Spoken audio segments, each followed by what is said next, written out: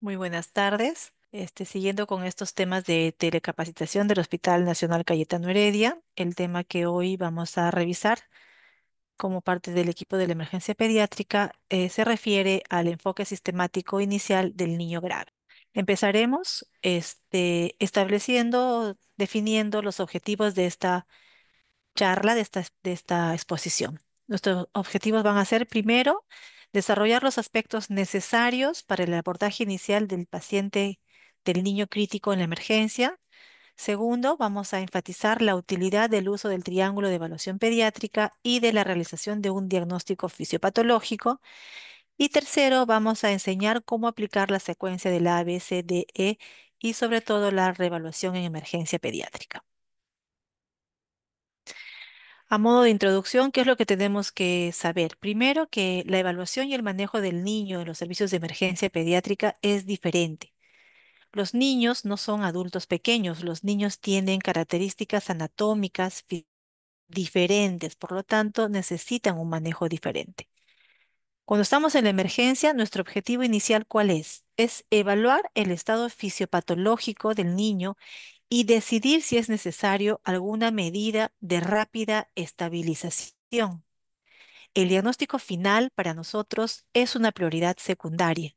Al inicio a mí me interesa saber qué necesita el niño más que saber qué es lo que tiene el niño inicialmente. Entonces, ¿qué es lo que yo debo hacer en la emergencia? Debo seguir una sistemática clara con una secuencia de valoraciones y acciones para revertir cualquier situación que pueda amenazar en poco tiempo la vida del paciente. Y para esto tengo pilares de atención. ¿Cuáles son estos pilares de atención?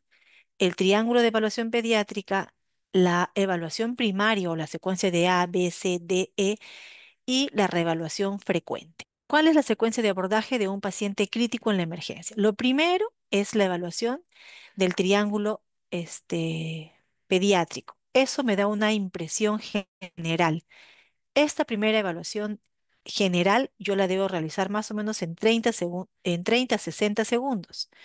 Luego de evaluar el triángulo de evaluación pediátrica, voy a hacer una evaluación primaria. Esta evaluación primaria incluye la secuencia del A, B, C, D, E.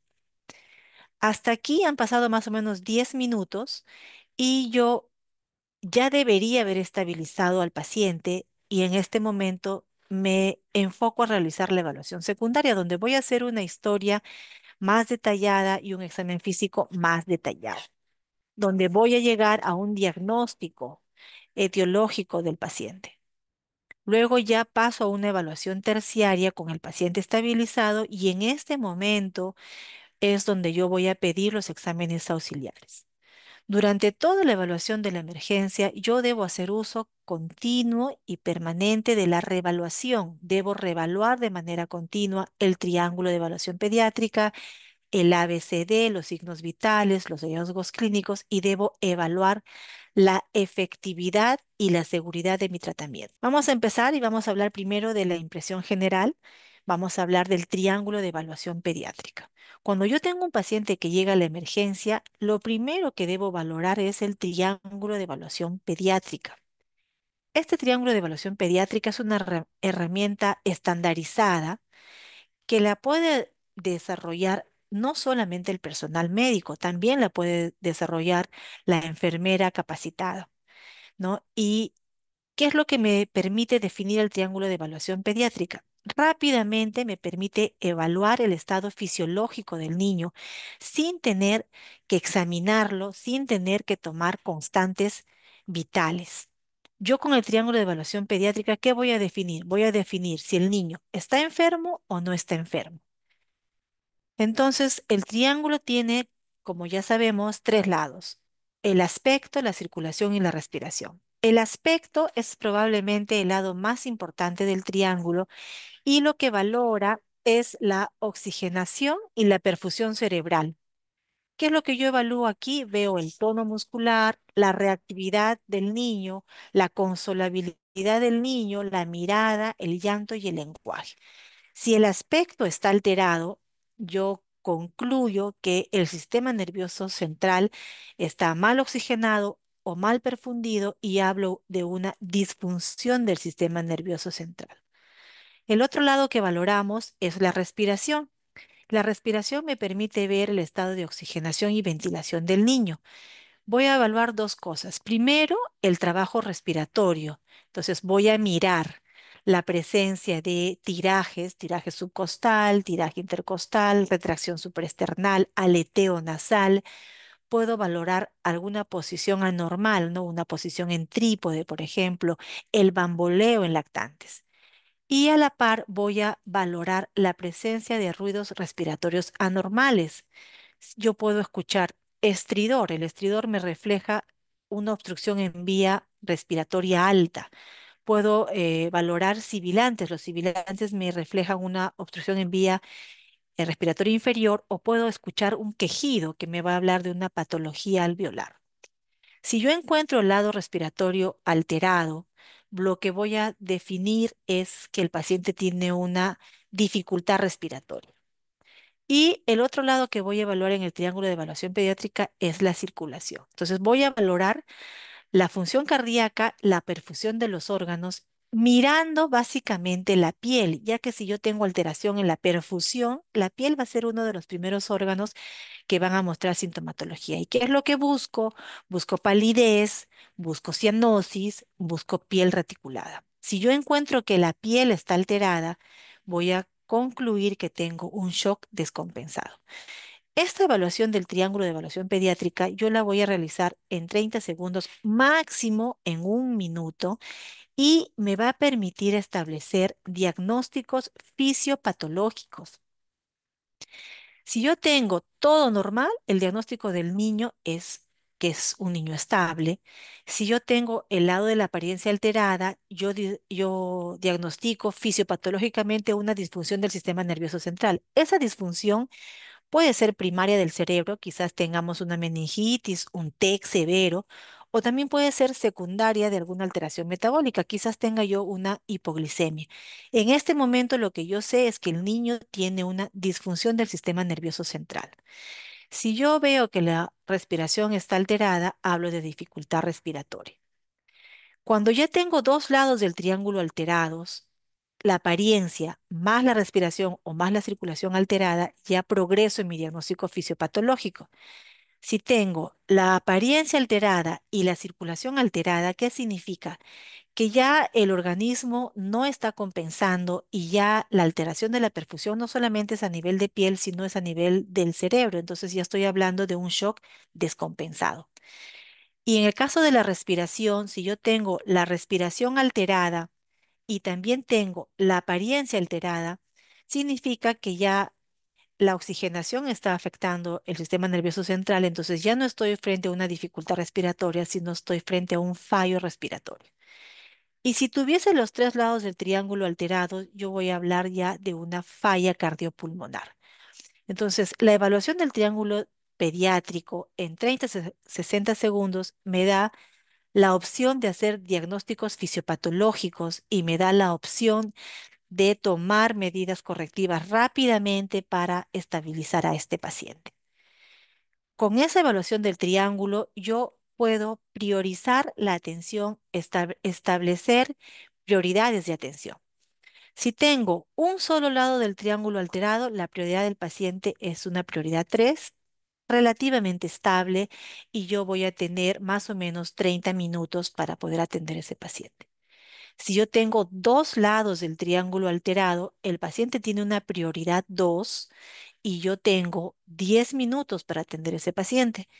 Y si tengo un triángulo alterado en sus tres lados, yo estoy ya frente a una prioridad 1 y ese paciente debe ser inmediatamente atendido en una unidad de shock trauma.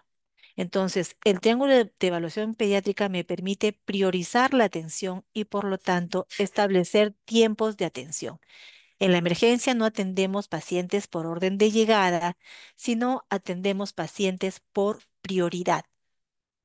Entonces, ¿qué sucede cuando yo tengo un paciente 3 de prioridad 3? Puedo tomarme todavía un tiempo prudente para atenderlo, pero si estoy con un paciente prioridad 2 o prioridad 1, que es un paciente inestable, rápidamente debo tomar acciones para recuperarlo.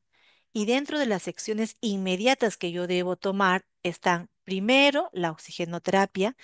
Todo paciente crítico, inestable que llegue a la emergencia requiere oxígeno y este oxígeno debe ser colocado o ofrecido con una máscara de reservorio. Debería dar yo un oxígeno con alto flujo con una máscara de reservorio frente más o menos entre 10 a 15 litros por minuto. Debo además colocar rápidamente una vía endovenosa periférica para manejar algún signo de shock. Debo hacer una monitorización cardiorrespiratoria continua. ¿Qué debo monitorizar? La frecuencia respiratoria, la frecuencia cardíaca, la oximetría de pulso y la presión arterial.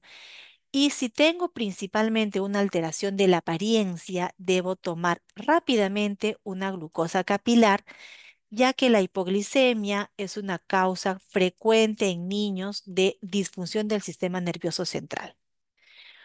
Una vez que he hecho esta evaluación del triángulo pediátrico y he tomado estas primeras acciones inmediatas, paso a hacer la evaluación primaria del paciente. Y en la evaluación primaria, yo voy a evaluar la secuencia del A, B, C, D, E. Esta evaluación primaria me debe tomar en promedio 5 a 10 minutos. Es importante seguir la secuencia porque me da una prioridad de atención, pero también es sumamente importante tener un equipo de emergencia que esté bien organizado, en el que todos conozcan sus tareas y que tenga un líder que coordine las acciones a realizar. Asimismo, es sumamente importante conocer el trabajo y tener el equipo, la medicación preparada y accesible durante todo el momento de la atención de la emergencia. Entonces, ¿cuál es el objetivo aquí en la evaluación primaria?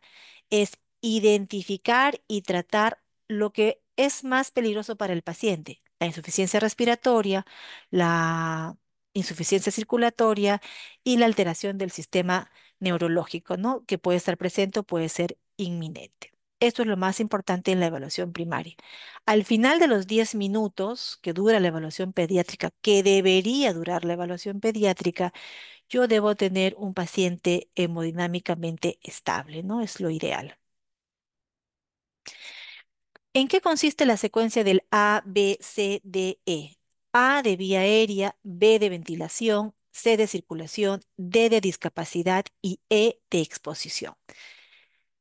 Respecto de la vía aérea, recordemos que el acto de asegurar la vía aérea pediátrica es un elemento crucial en la atención de los pacientes críticos en las salas de emergencia pediátrica. Eso es fundamental. Si yo fallo en asegurar la vía aérea, el riesgo de muerte en un tiempo cercano es bastante alto. Entonces, ¿qué yo debo hacer en la estabilización de la vía aérea? Debo evaluar. Los sonidos de la respiración me pueden hacer sospechar de obstrucción de la vía aérea. Entonces, debo evaluar esos sonidos de la respiración, pero también debo verificar que exista una excursión torácica adecuada. Y aquí empiezo a manejar la vía aérea. Lo primero que hago es posicionar al paciente, ¿no? Lo debo colocar en una posición neutra, con una ligera extensión, sobre todo en escolares y en adolescentes. Con esta posición neutra yo logro permeabilizar la vía aérea. Si el paciente permeabiliza la vía aérea y está ventilando solo, lo pongo en una posición cómoda, en una posición sentada o semisentada y ahí lo voy monitorizando. Sin embargo, si solamente con posicionar la vía aérea y poner al paciente en una posición neutra, yo no logro permeabilizar la vía aérea, voy avanzando en el manejo de la vía aérea y voy desde maniobras básicas hasta la instrumentación de la vía aérea. Entonces, lo que yo voy a escoger va a depender de cada paciente. Uno debería individualizar la permeabilización de la vía aérea. Empezamos con maniobras, tenemos la maniobra frente-mentón, la maniobra de tracción mandibular. Podría utilizar aditamentos supraglóticos como son la cánula orofaringia o la la cánula nasofaringea, a veces también, si dispongo, podría usar una máscara laringea. Y si con esto no logro y estabilizar la vía aérea, ya pasaría a un punto más avanzado que vendría a ser la intubación endotraqueal. Respecto de de las maniobras, tenemos dos maniobras, ¿no? Al lado izquierdo de la pantalla, la frente mentón y al lado derecho de la pantalla, la tracción mandibular. La maniobra frente mentón, que vemos acá en la imagen, se logra colocando una mano en la frente y la otra mano en el mentón. Y con esto yo extiendo la cabeza hacia atrás y logro permeabilizar la vía aérea. Tiene una contraindicación sumamente importante que no nos debemos olvidar, que esta maniobra está prohibida en los pacientes con traumatismo encefalocraniano, con traumatismo cervical, ya que puedo yo provocar una subluxación a nivel de C3, C4 y generar más daño que beneficio. La otra maniobra que yo podría aplicar entonces es la tracción mandibular. En este caso, yo voy a traccionar hacia arriba la mandíbula, generando una ligera subluxación y esto me va a permeabilizar la vía aérea. ¿En qué pacientes uso esta maniobra? En pacientes que tengan un traumatismo encefalocraniano o un traumatismo cervical.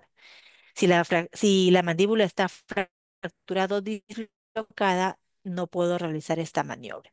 Sin embargo, recordemos que hemos dicho que lo más importante es permeabilizar la vía aérea.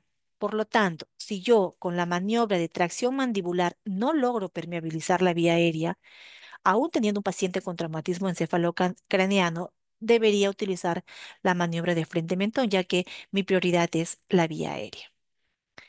Si con estas dos maniobras aún no permeabilizo la vía aérea, ¿qué voy a usar? Voy a usar un aditamento supraglótico, que son bastante comunes y que tenemos casi en todas las emergencias, yo diría, y son la cánula orofaringea y la cánula nasofaringea. Respecto de la cánula orofaringea, esta debería usarse en paciente inconsciente, ya que puede provocar vómitos y estos vómitos pueden provocar aspiración. Cuando yo decido utilizar una cánula nasofaringea, una cánula de Mayo, también cánula de Gödel, yo para decidir qué cánula usar voy a medir del ángulo de la boca, de la comisura de la boca, hasta el ángulo de la mandíbula. Y de esta forma voy a escoger un tamaño apropiado de cánula de Mayo. Para introducir la cánula de Mayo, si el paciente es menor de 2 años, yo debería usar un depresor de la lengua, un bajalenguas, deprimir la lengua y colocar directamente la cánula orofaringea. En niños mayores se coloca como en los adultos con la concavidad hacia arriba y una vez que ya tengo la cánula de Mayo dentro de la boca, giro y lo introduzco hacia el piso de la boca. Si el paciente está consciente, ¿qué uso? Puedo usar una cánula nasofaringea. Para medir qué cánula nasofaringea usar, voy a medir de la nariz hasta el lóbulo de la oreja y voy a introducir, como vemos en la imagen, directamente con la concavidad pegada hacia el paladar por la fosa nasal hacia la orofaringe para permeabilizar la vía aérea. Aquí que yo debo saber, idealmente el ángulo de la cánula nasofaringea, que es un ángulo puntiagudo, debería estar hacia la región externa de de la fosa nasal para evitar algún sangrado nasal. Hasta aquí ya he avanzado con posición y aditamentos supraglóticos. Si aún con esto la vía aérea es inestable, no logro permeabilizar la vía aérea, yo debo pasar a una intubación. ¿Cuándo intubo? Cuando tengo oxigenación o ventilación inadecuada, a pesar de lo que estoy haciendo. Cuando tengo un paciente que es incapaz de mantener o de proteger la vía respiratoria, por ejemplo, un paciente con un Glauco menor de 8. Cuando tengo un potencial de deterioro clínico, ¿no? Quizás un paciente que ha estado en un incendio donde hay una quemadura de la vía respiratoria superior, yo sé que en las siguientes horas esa vía respiratoria se va a edematizar y va a ser imposible mantener una vía aérea permeable, también lo intubo. o por cuando necesite trasladar a mi paciente a un estudio diagnóstico prolongado y necesite yo asegurar la vía aérea, ¿no? De repente un paciente inestable que va a una resonancia, entonces yo voy a preferir asegurar la vía aérea y lo voy a intubar. La intubación en pediatría no debería hacerse sin medicación. O sea, yo idealmente no debería hacer una intubación que llamamos in-crash. Lo que yo debería hacer es una intubación precedida de una secuencia rápida de intubación. ¿Qué es una secuencia rápida de intubación? Es toda una serie de pasos previos a la intubación que me van a asegurar que el paciente llegue a la intubación en óptimas condiciones. O sea, en la secuencia rápida de intubación yo voy a preparar el procedimiento. Preparar el procedimiento incluye el material, incluye la medicación, ¿no? Desde sonda de aspiración, tubos indicados, verificar la funcionabilidad de la lámpara, de del laringoscopio, de la pala. Tener un plan B es preparación. ¿Qué pasa si no lo logro intubar? Debo saber a quién llevar, de repente tener un buggy, tener una guía, tener un video laringoscopio para no tener riesgo de mayor hipoxemia. Entonces, todo esto que vemos en la imagen incluye la secuencia rápida de intubación, la preparación, la preoxigenación, el pretratamiento. ¿Qué es el pretratamiento? Yo puedo tener pacientes inestables. El pretratamiento es toda esa medicación que yo le doy para estabilizarlo. Incluye el cloruro de sodio. Si yo tengo un paciente taquicárdico con llenado reticular prolongado, primero le pongo un bolo de cloruro de sodio para tratar de estabilizar su perfusión. Si tengo un paciente inestable con tendencia a la bradicardia, le pongo atropina con el fin de mejorar la frecuencia cardíaca, de evitar el reflejo vasovagal.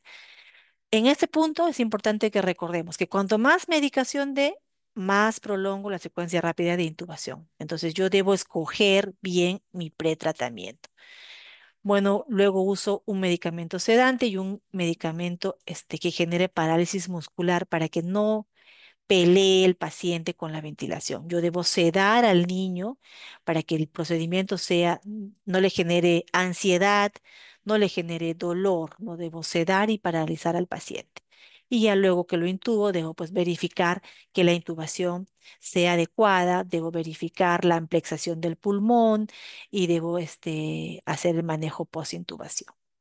Esta secuencia rápida de intubación es bastante importante que me permite mejorar la oxigenación. La secuencia rápida de intubación va a hacer que yo logre intubar al paciente sin necesidad de volverlo a bolsear, porque si yo lo vuelvo a bolsear, puedo hacer que ese paciente vomite y se aspire. En la gráfica que vemos al frente, la curva azul, no sé si ve mi cursor, la curva azul, esta corresponde al niño. Como vemos nosotros, un niño con un pulmoncito sano más o menos tiene 3 minutos en los cuales ya paralizado, aún la oxigenación se mantiene alrededor del 100%. Pasado el tercer minuto, vemos que rápidamente, hacia 4 minutos y medio, la oxigenación cae. Entonces, si yo realizo mi secuencia rápida de intubación adecuadamente, estabilizo previamente al paciente, preoxigeno previamente al paciente, este tiempo puede prolongarse más o menos 1 minuto. Yo voy a tener entonces ya no 3, sino va a tener 4 minutos y medio de tiempo para intubar al paciente con seguridad sin que la saturación caiga. Ese es el objetivo de la secuencia rápida de intubación y de la preoxigenación, lograr una intubación segura, ¿no? Y efectiva. Luego que he estabilizado la vía aérea, yo voy a pasar a evaluar la ventilación del paciente. Y en la ventilación, ¿qué voy a ver? La respiración, voy a ver el patrón respiratorio del paciente. Entonces, hay cosas que debo monitorizar, la frecuencia respiratoria y la profundidad de la respiración. Recordemos que los niños tienen una frecuencia respiratoria que varía de acuerdo a la edad del paciente y que puede verse modificada por factores externos como la ansiedad, como el dolor, como la fiebre. Debería auscultar a mi paciente y debería siempre saturarlo. La saturación me da una idea indirecta de la oxigenación del paciente, pero no me habla de la dificultad respiratoria, porque yo puedo tener un paciente que satura 100%, pero que tiene una gran dificultad respiratoria. Otra cosa importante y que está siendo cada vez más difundida es la medición del CO2. La cronografía en el aire expirado me habla indirectamente de la capacidad de ventilar de ese paciente. Tenemos capnografía para paciente intubado, pero también tenemos capnografía para paciente que ventila espontáneamente, ¿no? Entonces yo esto debería monitorizar junto con una gasometría. Cuando yo estoy evaluando el B de ventilación y tengo un paciente que no está ventilando bien, debo descartar clínicamente condiciones que puedan ser potencialmente mortales para este niño.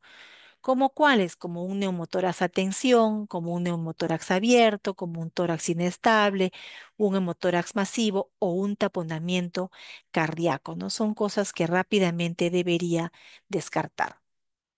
Entonces, ¿qué es lo que hago para estabilizar el B de esta secuencia? Va a depender de la condición clínica del paciente. Si mi paciente ventila espontáneamente, yo voy a colocar oxígeno. Todo paciente inestable en emergencia que está en unidad de shock trauma, lo que necesita es un oxígeno de alto flujo, una bolsa de reservorio. Si yo coloco una bolsa de reservorio no reinhalante, el FIO2 que le doy a ese paciente está alrededor del 95 al 100%. Es importante primero insuflar la bolsa del reservorio colocando 10 a 15 litros de oxígeno y recién después colocarla en el paciente. Una vez que lo estabilice, yo podré disminuir mi aporte de oxígeno, bajar a una máscara de Venturi o de repente bajar una cánula binasal, pero de inicio yo debería colocar una bolsa de reservorio. Debería dar un tratamiento específico para esta parte de la evaluación.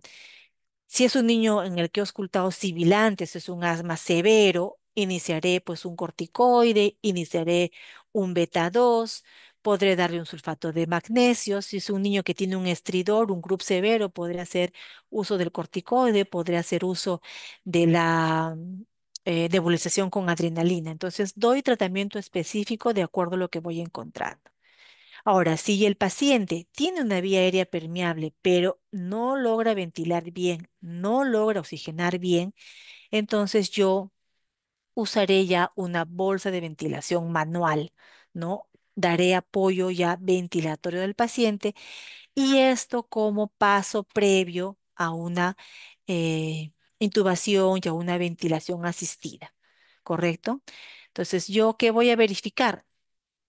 Si el paciente ventila o no ventila y de acuerdo a eso decidir por la oxigenoterapia o por el apoyo ventilatorio. Paso ya a la evaluación del C de circulación y aquí lo que yo voy a valorar es la perfusión tisular central y periférica.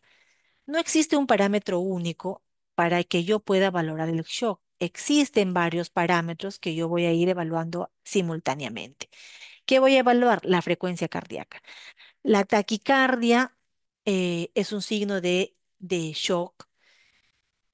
Sin embargo, igual que la frecuencia respiratoria, debo recordar que la frecuencia cardíaca depende de la edad del paciente y que también es un factor que se modifica por la presencia de fiebre o por la presencia de ansiedad o dolor.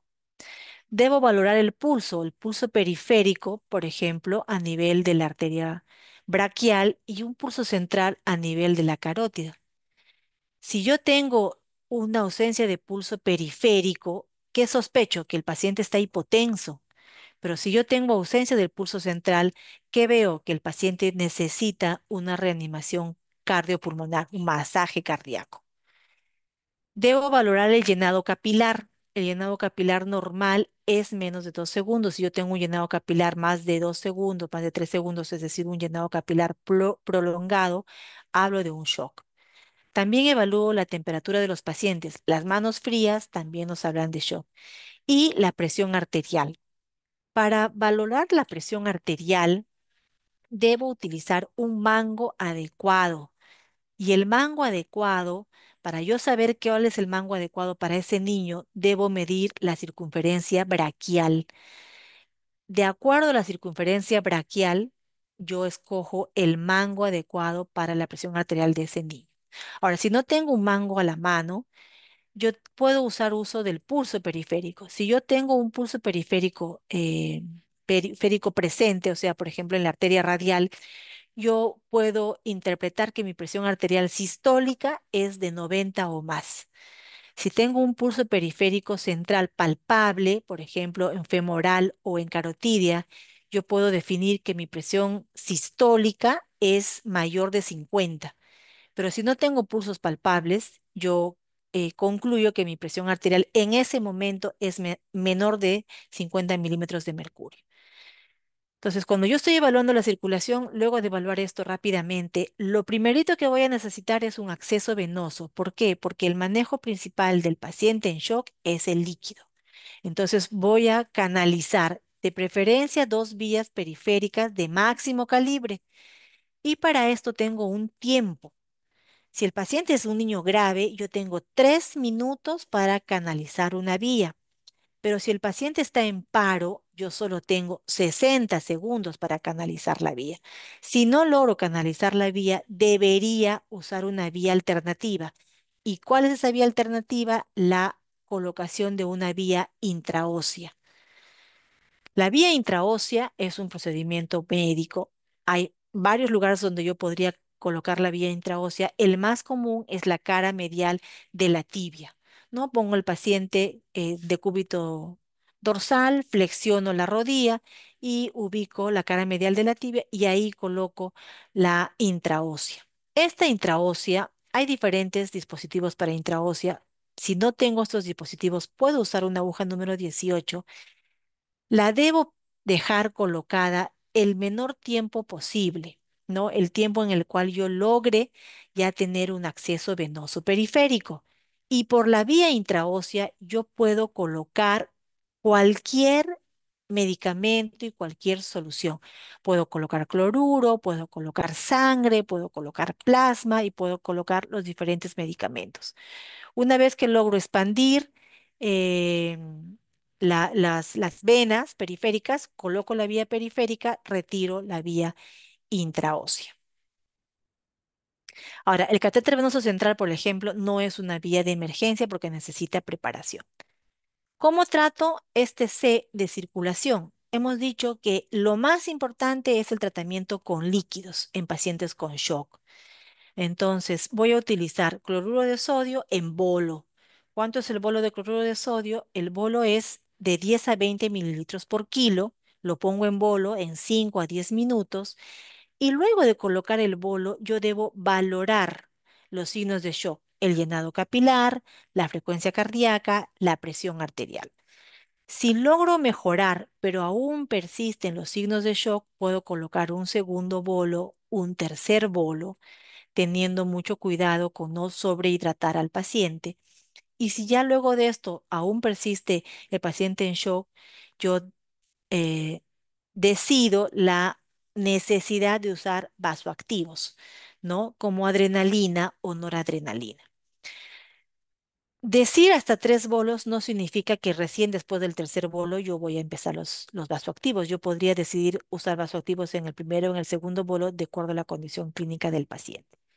Aquí hay una salvedad importante. Si yo estoy frente a un paciente, por ejemplo, con un traumatismo, un paciente politraumatizado que tiene un shock secundario, una hemorragia, yo luego del primer bolo podría poner un segundo bolo y ya debería considerar pasar sangre, ¿no? Esa es la salvedad. Entonces, coloco mi bolo, coloco mi vasopresor y valoro frecuencia cardíaca, presión arterial y llenado capilar. Acostumbrémonos a hacer siempre eso. Siempre que yo doy un tratamiento, yo debo valorar la respuesta de ese tratamiento. Paso a la parte de evaluación neurológica y recordemos en este sentido que la disfunción neurológica puede ser primaria o puede ser secundaria. Y dentro de las causas secundarias, la hipoglicemia quizás sea la causa más frecuente. Entonces, ¿qué yo voy a evaluar cuando evalúo el DD neurológico? El nivel de conciencia. Y para eso uso la escala de Glasgow. Hay una escala de Glasgow modificada para lactantes y una escala de Glasgow para niños mayores. Quizás no me acuerde Entonces podría usar el APU, que es una evaluación bastante rápida, más sencilla de recordar. A de alerta, B de respuesta verbal, P de respuesta al dolor y U de inconsciente. Esta evaluación tiene una correlación con el Glasgow. Si el paciente está en A de alerta, su Glasgow está en 15. Si está en B de respuesta verbal, su Glasgow está en 13. Si está en P de respuesta al dolor, su Glasgow está en 8. Y si está en U de inconsciente, su Glasgow está en 3.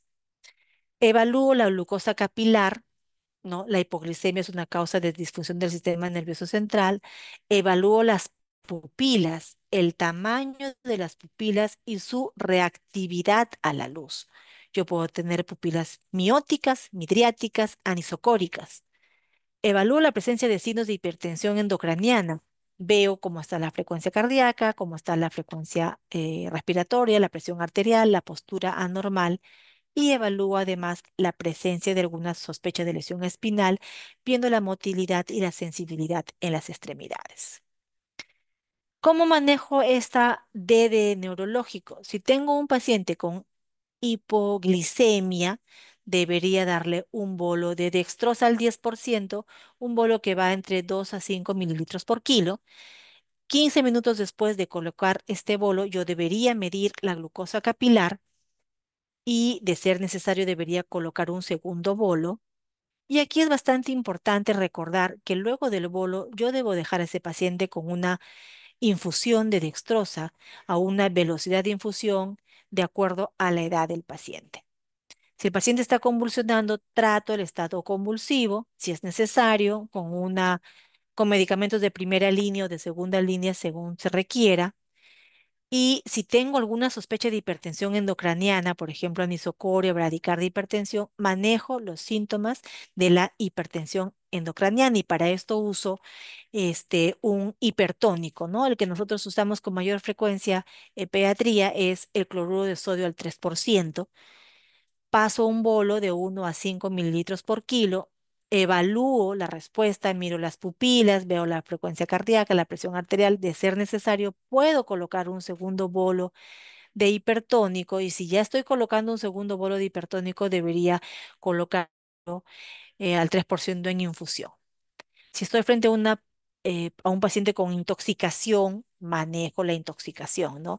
En este sentido, por ejemplo, si yo tengo un paciente previamente sano que llega a mi emergencia con alteración de la conciencia, yo debo sospechar de una intoxicación y debo manejar esta intoxicación. Otra cosa que nos estamos olvidando de manejar en la parte D de neurológica es el dolor, ¿no? Si yo tengo un paciente con dolor, debo usar un analgésico según la severidad del cuadro. Y ya luego paso a evaluar el E de exposición y en este punto yo voy a proceder a desnudar por completo al paciente y hacer una exploración primaria para identificar y tratar alguna lesión múltiple, ¿no? Alguna herida que esté sangrando, alguna quemadura que merite tratamiento, alguna fractura que necesite reducción. Siempre debo evitar la hipotermia, entonces debo abrigar al paciente y si está con fiebre también debo corregir la fiebre. Aquí juega un papel importante la ecografía FAS, ¿no? La ecografía eh, la UPA, que es la ultrasonografía en el punto de atención, me va a permitir valorar el estado clínico del paciente. Yo puedo valorar si estoy sospechando de alguna hemorragia, puedo valorar líquido libre en abdomen, puedo valorar líquido libre en líquido a nivel de pericardio y puedo valorar la presencia de congestión pulmonar de repente secundaria a mi reanimación con líquidos. Entonces, debería de ser factible utilizar una ecografía, un protocolo FAS o un protocolo RUSH en el que yo voy a valorar la vena cava, la contractibilidad del corazón para identificar algún signo de shock.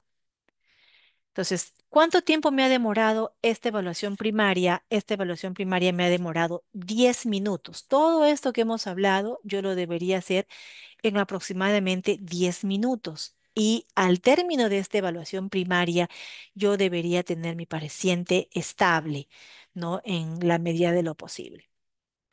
Terminada la evaluación primaria, paso a la evaluación secundaria. Y en la evaluación secundaria, yo voy a hacer un examen físico y una anamnesis un poco más detallada. Sin embargo, recordemos que estamos en la emergencia, entonces es más detallada, pero a la vez dirigida.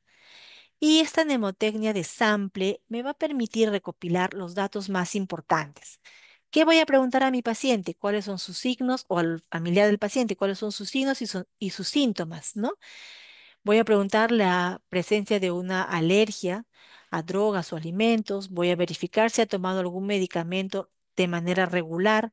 Voy a ver una historia previa si es que tiene algún antecedente importante. Me interesa la última comida porque voy a de repente realizar algún procedimiento en este paciente con sedación. O no, puede ser que entre a sala de operaciones, por ejemplo. Y voy a ver algún evento precedente. A veces nuestro error es que hacemos la evaluación secundaria incluso antes de hacer la evaluación del triángulo y la evaluación primaria. Si yo me pongo a hacer la evaluación secundaria al inicio, voy a demorar y voy a perder tiempo y voy a demorar en estabilizar al paciente. Entonces, no nos olvidemos que la evaluación secundaria es posterior al triángulo de evaluación pediátrica y a la evaluación primaria. Es posterior a la estabilización del paciente. Luego de la evaluación secundaria ya viene la evaluación terciaria y aquí yo voy a ver la necesidad de tomar alguna prueba diagnóstica o de hacer algún procedimiento específico con el paciente, ¿no? Voy a ver la necesidad de tomar imágenes, una tomografía, una ecografía. Voy a ver la necesidad de tomar algunas muestras adicionales. Cuando yo hago la C de la evaluación primaria, en ese momento puedo tomar muestras de emergencia, las que más rápido necesite, y ya posteriormente completar de acuerdo a mi evaluación secundaria. ¿No? ¿Qué me enseña esta parte? Que yo no tengo un paciente en TEC que llegue a mi emergencia y rápidamente lo traslado o rápidamente lo llevo a la tomografía. No, primero lo estabilizo y luego hago la evaluación por imágenes. ¿No? Esto es fundamental que recordemos porque esto me permite mejorar la morbilidad, la sobrevida de los pacientes. Todo paciente en la emergencia debe ser continuamente reevaluado. ¿Qué es lo que yo voy a reevaluar? Yo voy a reevaluar el triángulo de evaluación pediátrica, el ABCD, los signos vitales, los hallazgos clínicos y la efectividad de mi tratamiento. Cuando yo ya terminé el ABCD y estoy en mi evaluación secundaria. Sin embargo, verifico mi monitor y de pronto la oxigenación cae, ¿no? Veo mayor dificultad respiratoria. ¿Qué hago? Regreso a mi ABCD, nuevamente veo la vía aérea, nuevamente veo la ventilación, la circulación, el neurológico y la exposición. ¿No? Cuando yo tengo un hallazgo clínico, de repente tenía alguna lesión cianótica con cambios de coloración, la voy viendo para ir viendo cómo va esta lesión.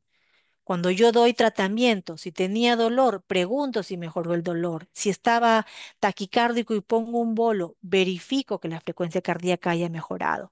Si estoy ya usando inotropos vasoactivos, aún tengo la frecuencia cardíaca alta, la presión arterial baja, voy titulando mi medicación. Entonces, todo lo que yo hago en la emergencia debe ser reevaluado porque esto me permite valorar la efectividad de lo que estoy haciendo, ¿no? Esto es fundamental. Entonces, como hemos visto, el manejo de un paciente crítico no distingue si es un TEC, una crisis asmática, un shock séptico, un policontuso, un intoxicado. La evaluación inicial, la que dura 10 minutos, es similar en todos estos pacientes. ¿Y el objetivo cuál es? El objetivo es estabilizarlo y manejar aquellas condiciones que puedan poner en peligro su vida, principalmente la insuficiencia respiratoria, la insuficiencia circulatoria y la disfunción neurológica. Si yo hago esta evaluación sistemática, voy a establecer una prioridad de atención, voy a lograr no olvidarme de estas partes, voy a lograr hacer una recuperación un poco más efectiva de todo aquello que está desestabilizando a mi paciente. Este es un tema muy importante, es la primera parte de toda evaluación en emergencia, No nos olvidemos que la mejor preparación para mañana es hacer el trabajo de hoy magníficamente bien. Y para hacer este trabajo magníficamente bien es fundamental la capacitación constante. Nunca dejamos de aprender, ¿no? Esto es lo que les quería compartir.